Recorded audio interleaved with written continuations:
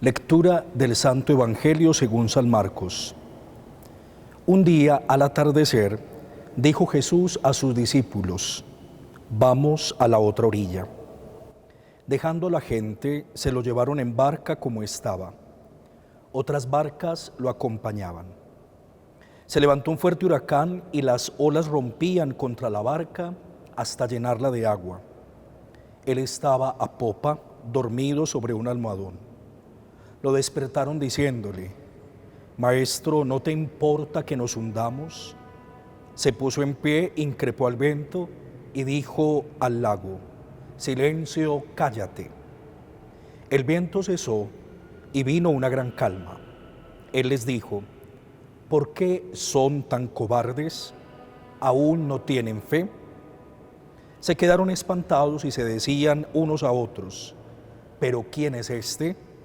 Hasta el viento y las aguas le obedecen». Palabra del Señor. Gloria a ti, Señor Jesús. Es muy interesante este texto del Evangelio de Marcos, porque como todos los textos evangélicos, su sentido aflora en los pequeños detalles. Es una escena muy conmovedora que ocurre en el lago de Galilea. Seguramente todos estamos familiarizados con ella, pero para esta reflexión quiero detenerme en algunos aspectos que ciertamente portan para nosotros una palabra de salvación que nos viene de Dios. Lo primero que quiero destacar es la expresión del evangelista cuando dice: «En labios de Jesús, vamos a la otra orilla». Jesús y los discípulos estaban en la orilla que pudiéramos llamar judía del lago de Galilea, allí donde están los miembros del pueblo elegido, allí donde están los que aguardan la promesa de Dios que está por cumplirse con la llegada del Mesías.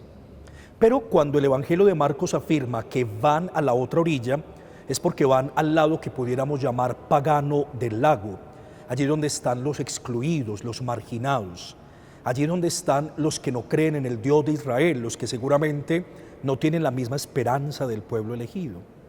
Qué interesante ver a Jesús que va a la otra orilla con sus discípulos, que siempre es capaz de romper los esquemas tradicionales y de ir más allá de las fronteras de la fe. Qué bello saber que Dios no ha venido únicamente para el pueblo de Israel, para, como dice el Evangelio de Mateo, las ovejas perdidas de la casa de Israel, sino que Jesús ha venido para todos, por eso va a la otra orilla. Creo que es un detalle muy sugerente porque a veces nosotros nos vamos como, discúlpenme si es cruda la expresión, apoltronando en nuestras propias seguridades. Nos vamos sintiendo muy tranquilos en lo que llamamos hoy en día la zona de confort. Entonces nos encanta quedarnos donde todo funciona, donde seguramente tenemos la acogida de las personas, donde todos nos prodigan su cariño, su afecto, su reconocimiento. Y yo pienso que, según la propuesta del Papa Francisco, siempre tenemos que ir a la otra orilla, siempre tenemos que ir más allá de lo establecido, siempre tenemos que tener la capacidad de romper esquemas, de no quedarnos con una mente estrecha. Jesús y los discípulos van a la otra orilla y nosotros también deberíamos preguntarnos a quiénes tenemos que ir, a quiénes tenemos que alcanzar, cuál es la otra orilla a la que tenemos que llegar. Y a veces pudiéramos reconocer que la otra orilla está muy cerca de nosotros.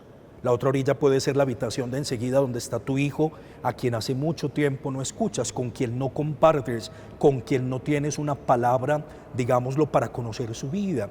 Tu hijo se puede haber vuelto para ti un desconocido. Ese adolescente, ese joven que reclama tu presencia, es la otra orilla.